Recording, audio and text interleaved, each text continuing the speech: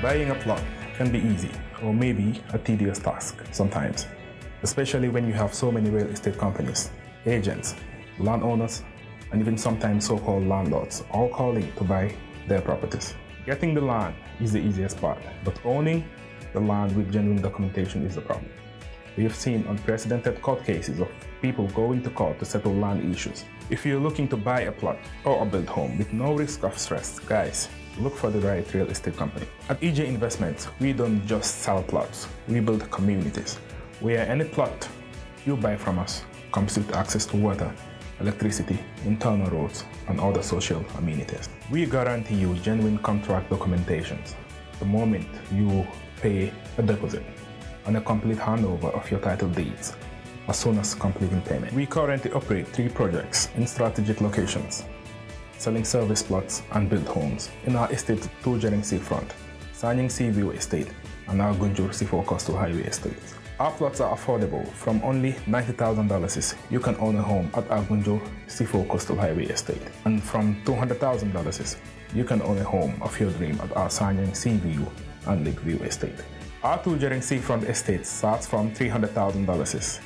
Plot sizes ranges from 20 by 20, 20 by 25, and 25 by 25. And we offer an option of 30% deposit and 2-year payment plans on all our estates. A beautiful home with peaceful and happy neighborhood awaits you at our project 2 Jering Seafront Estate, Sanyang Seaview and Lakeview Estate and Gunjur Seafour Coastal Highway Estate. Call our office on 4464-838 or 302-1056, which is also on WhatsApp. Email us or visit our website on ejinvestments.net to learn more about our projects. EJ Investments, we're fast in property.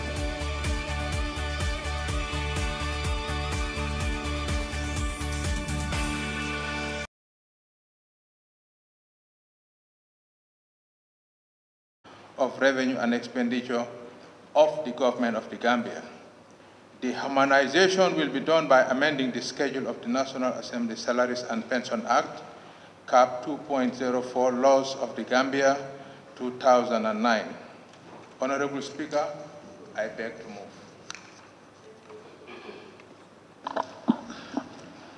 Any seconder? Lower Salum. Thank you, Honorable Speaker. I rise to second the motion of the bill. Sorry.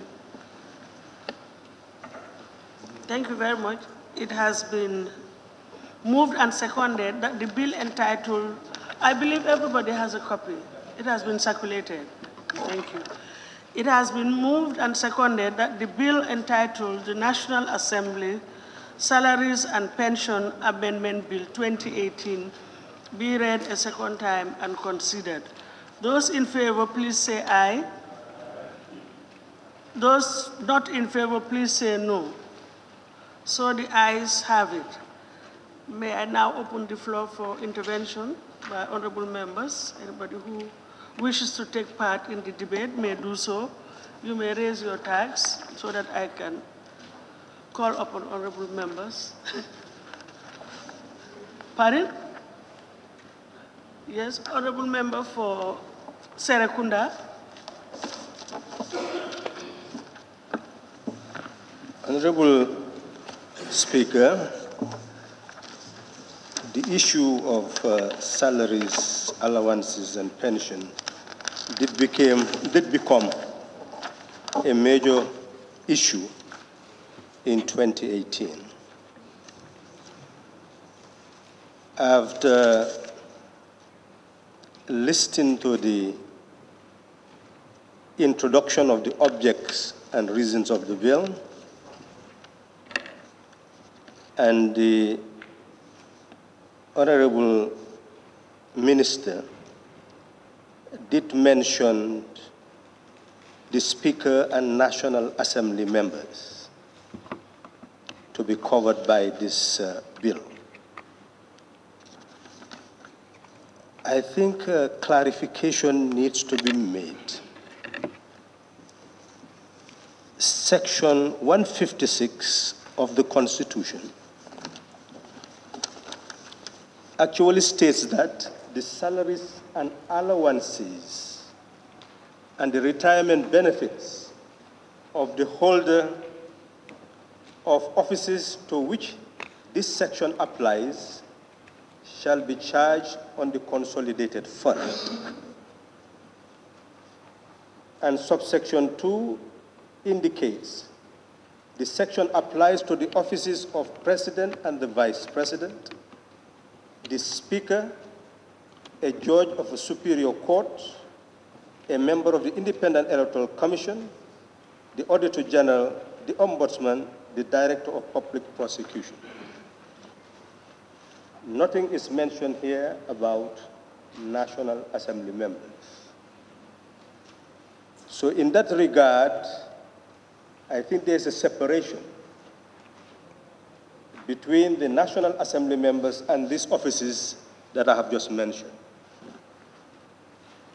And I will use this opportunity to indicate that an act needs to be brought before this National Assembly to deal with all these offices so that their salaries, allowances, and pensions are fixed so that one does not need to come and deal with the recurrent budget annually to increase or do whatever with salaries of these offices, that it becomes a standby act which is just implemented charge to the consolidated fund on an annual basis until the act itself is changed. But apparently, the reason why the confusion existed with the National Assembly, it is not part of that. Even though there was a start. Hello? Repeat your last sentence. Yes, I said that, well, the National Assembly members are not included under that provision. Yeah. So in that sense, an act existed for the other members, and in that regard, because they are not included here, we had the opportunity that annually, whatever is appropriated is what is paid to the National Assembly members. But this act seeks to change that so that we can say that the National Assembly members will now, from henceforth, be remunerated on the basis of this act. And it will be important to incorporate that in Section 156, so that this becomes the norm as per the constitutional provision. And from henceforth, that stands until the act itself is amended in one way or the other. In that regard, Honorable Speaker, I beg to take my seat. I have noted your point, but have you looked at the National Assembly Salaries and Pensions Act, which I believe covers other members of the National Assembly, and this amendment, the proposed amendment that we are looking, is supposed to amend the portions, this schedule here to bring it in line with realities. Yes, Honorable Speaker, yes. I'm just simply saying that under Section 156 of the Constitution, we should just have an amendment to add the National Assembly members, so that we incorporate it in the same constitutional provision. That's just what I'm emphasizing. Yes, you may be not that what we are doing now is wrong in any way. Yes, I think what we should probably do now is to consider this, and then the constitutional aspect will come later, so that at least we can tidy everything up. But I don't know how procedurally and legally it will be correct for us to start amending the Constitution and bringing it in line with this now. So I'm suggesting that we deal with this and then we can do the rectifications, corrections later on. Thank you. I stand to be corrected. Thank you. Any more interventions, honorable members?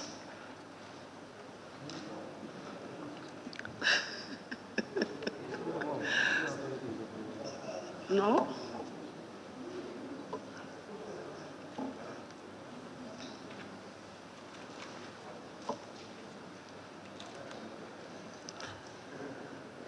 Is not contradictory. It's just to align the act with what we actually have approved to pay ourselves, because we made some amendments last year, and if you look at the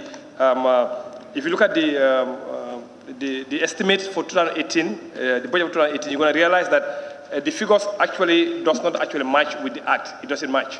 So essentially, what we're trying to do now is just to look at what we actually have approved and update our own act so that they will be in line.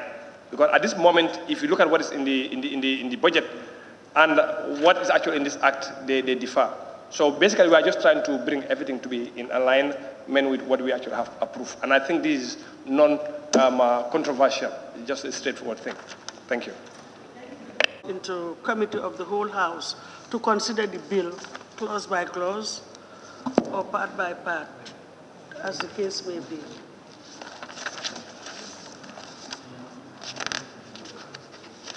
Titled National Assembly Salaries and Pensions Amendment Act 2018 stand part of the bill. Those in favor, please say aye. Those not in favor, please say no. So the ayes have it. The clause now stands part of the bill. Clause 2. That's the short title. That's the short title on the first page. On the first page. Honorable Chair, I think we should start with the schedule. The schedule comes next. No, it's Am I right? The schedule is on the second page. Yes, but apparently that's what we are approving, because that's what we need to look at and then move from the schedule on. No, but I know that is what we are looking at, but this is an amendment to a schedule. It is a legal document. So when we are citing the document, what do we say? We say the National Assembly Salaries and Pensions Amendment Act. Yes. Right or wrong? Well, let's just look at the standing orders, I think. No, I'm not disputing that. We will go by. I think I have a point in this, but yes. So we'll start with the amendment. Am I right, lawyers? It's an amendment. Yes. Clause 2. That is the title. No, you're following procedure. Clause 2, Amendment of the National Assembly Salary and Pension Act. It is proposed that Clause 2, Amendment of the National Assembly Salaries and Pensions Act, stand part of the bill. Those in favor, please say aye. Those not in favor, please say no. So the ayes have it. Clause 2 now stands part of the bill. Clause 3, Amendment of Schedule. It is proposed that Clause 3, Amendment of Schedule, stands part of the bill. You may wish to have you will allow honorable members to intervene. I think the minister has some amendments on this. So we allow the minister to, and then I will invite your contributions, and then he will respond. Yes. You can sit there, yes, thank you. Thank you very much, Chair. According to the adjustments that we have, for the Speaker, they jump from 412,356,000 to 618,534. The rest of the allowances stays. The house rent is 120,000. And then, yeah, the new rate includes the 50%. The Deputy Speaker was 227,400. Now, with the increase, is 341,100. All the other allowances have not changed. The majority leader, 220,368, now is 350,552. All the other allowances stay. Minority leader, from 200,000 to 270,000. All the other allowances remain.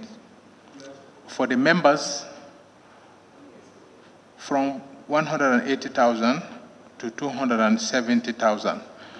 All the other allowances remain the same. Nominated, 270,000, and the additional that they were having is 10,000 for the house rent, and the travel to home is 180,000. That's what we have as the new rates. Can make some progress. Any more? Yes, honorable nominated member.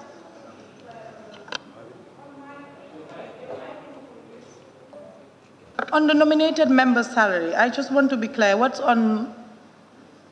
Can you please repeat what you said for the nominated member's salary and allowances? You wish. Yeah, it's the same as the members. That's the information that we got, 270,000. Madam Chair, can I? Okay. I saw on the list professional and non-practicing allowance. Does this apply to ordinary members as well, who are professionals in their own right and not practicing because of their jobs as National Assembly members? No, it doesn't apply to them.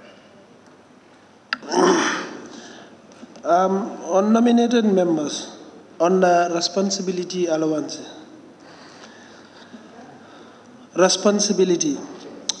and on members, there is no responsibility allowance. Why?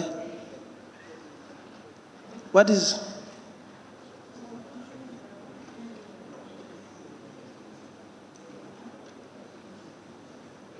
Can I? Yeah.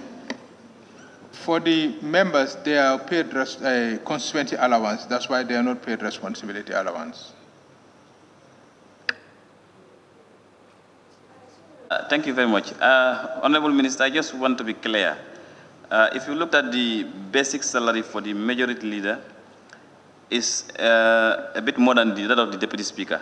And then if you go to the minority leader, it's equivalent to the members. And I think that's also a position of responsibility. So I don't know, can you please guide me on that? Because I believe the minority leader should be at least a little bit on each over the general members. Likewise, the majority leader, as it is stated here. No, that's what was read out, 330. That's what I have. Okay. Thank you. And the second point, the other point, that is minority leader's basic salary.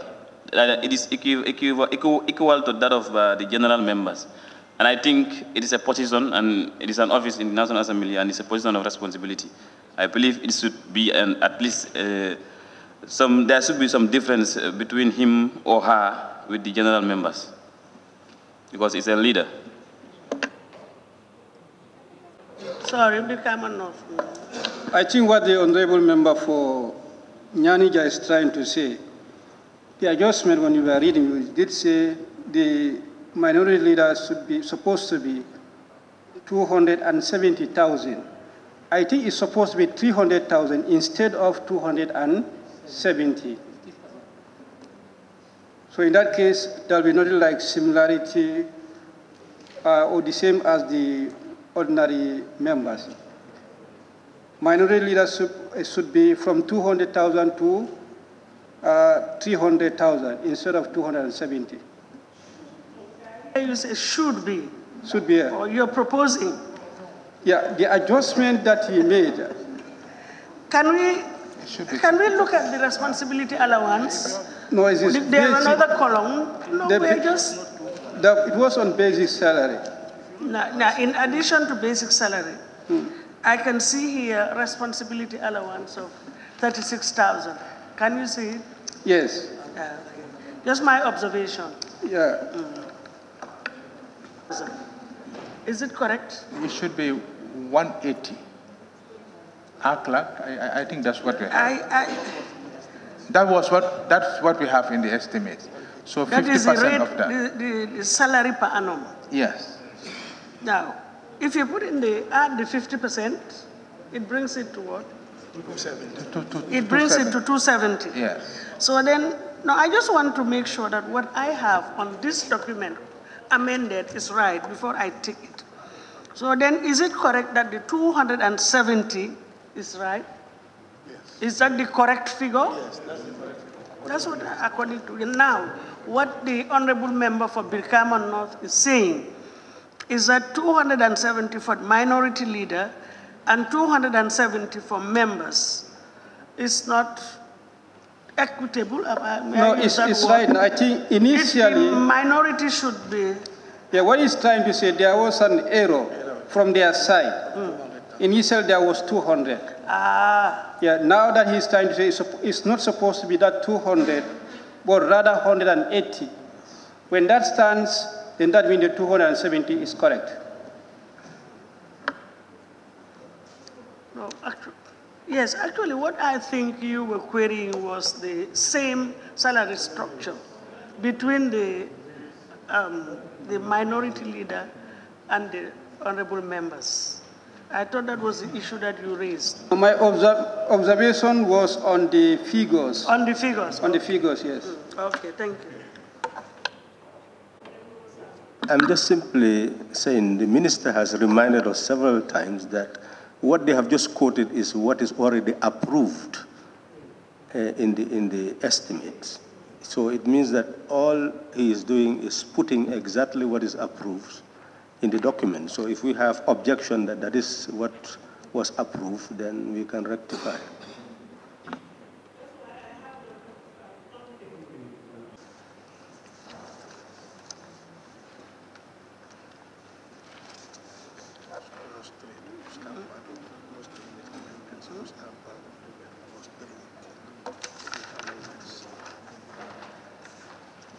Yes.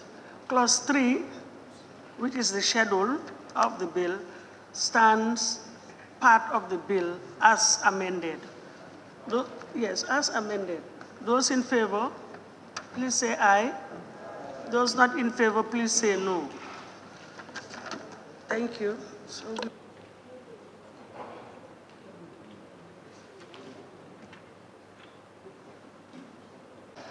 we read a third time. Be passed. With and Pensions Amendment Bill, having gone through the Committee of the Whole House with amendments, be read a third time and passed. Those in favor, please say aye. Those not in favor, please say no. So the ayes have it. May I take this opportunity to thank everybody, all honorable members, for their contributions in today's session. And we'll then adjourn the sitting for tomorrow. But before doing so, I'll put the question that be it resolved that this August Assembly do stand adjourned to Friday, the 14th of December, 2018 at 10 a.m. for the budget speech. Those in favor, please say aye. Those not in favor, please say no. So the ayes have it. The Assembly now stands adjourned till tomorrow, Friday, 14th December, 2018 at 10 a.m. prompt. And I thank you all for your cooperation. Thank you.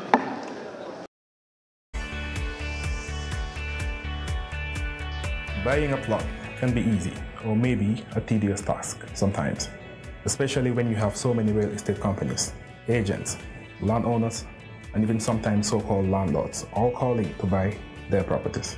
Getting the land is the easiest part, but owning the land with genuine documentation is the problem. We have seen unprecedented court cases of people going to court to settle land issues. If you're looking to buy a plot or a build home with no risk of stress, guys, look for the right real estate company. At EJ Investments, we don't just sell plots, we build communities, where any plot you buy from us comes with access to water, electricity, internal roads, and other social amenities. We guarantee you genuine contract documentations the moment you pay a deposit.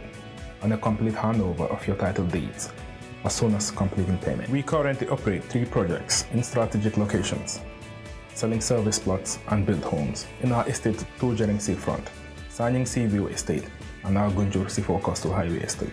Our plots are affordable. From only $90,000, you can own a home at our Gunjur C4 Coastal Highway Estate. And from $200,000, you can own a home of your dream at our Sanyang Seaview and Lakeview Estate. Our 2 Jering Seafront Estate starts from $300,000. Plot sizes ranges from 20 by 20, 20 by 25, and 25 by 25. And we offer an option of 30% deposit and 2-year payment plans on our estates. A beautiful home with peaceful and happy neighborhood awaits you at our project 2 Jering Seafront Estate, Sanyang Seaview and Lakeview Estate and Gunjur C4 Coastal Highway Estate. Call our office on 4464-838 or 302-1056, which is also on WhatsApp. Email us or visit our website on ejinvestments.net to learn more about our projects. EJ Investments, we're fast in property.